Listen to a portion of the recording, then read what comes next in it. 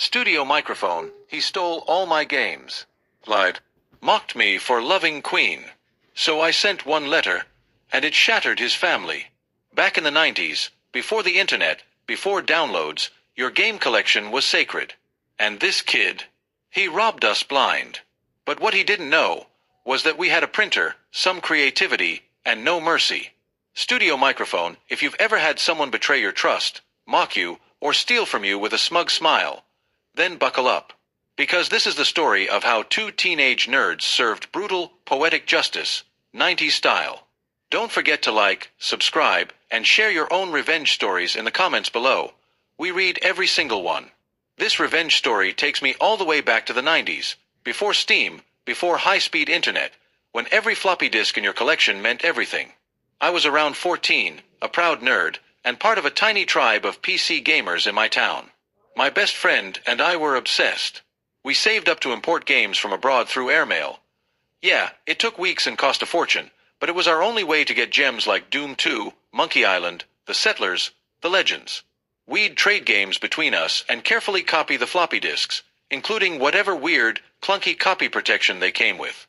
It wasn't just about playing, it was about preserving our little digital kingdom.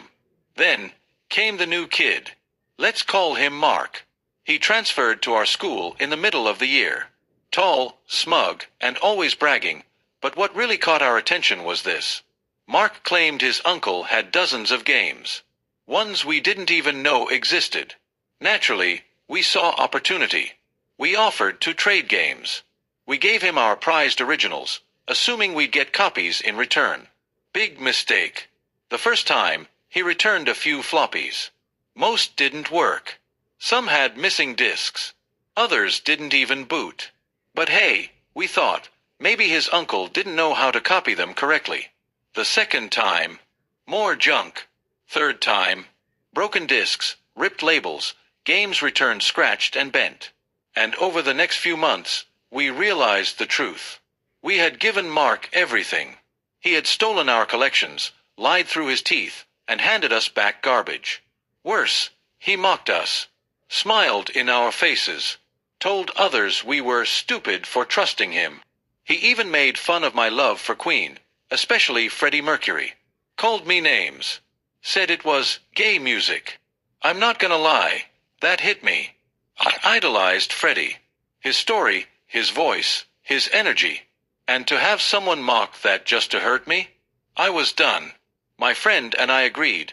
He'd messed with the wrong nerds. But we weren't going to fight him. We weren't violent. We were creative. And the timing couldn't have been. Our school had arranged a mandatory class trip to attend an AIDS awareness seminar hosted by a National Health Foundation.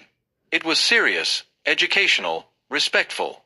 At the end of the event, they handed out pamphlets about safe sex, about homosexuality, about understanding the stigma. And free condoms.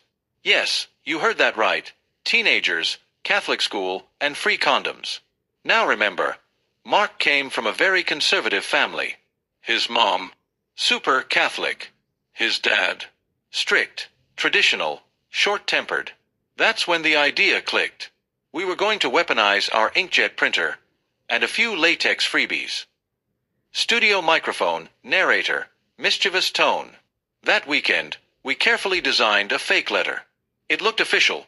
We copied the AIDS Foundation logo, used formal language, and even mimicked the formatting from the real flyers.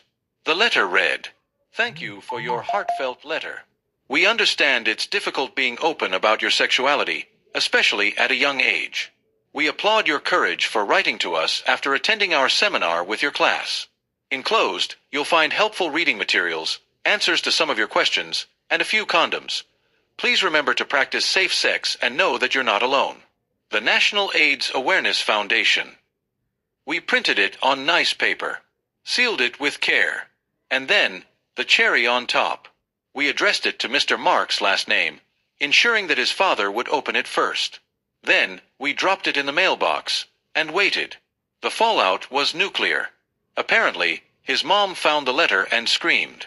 His dad, furious, said things like, "You're not living in this house if you're lying to us." He was grounded for weeks.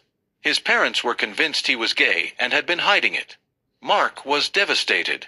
And we kept our mouths shut, just watching from a distance.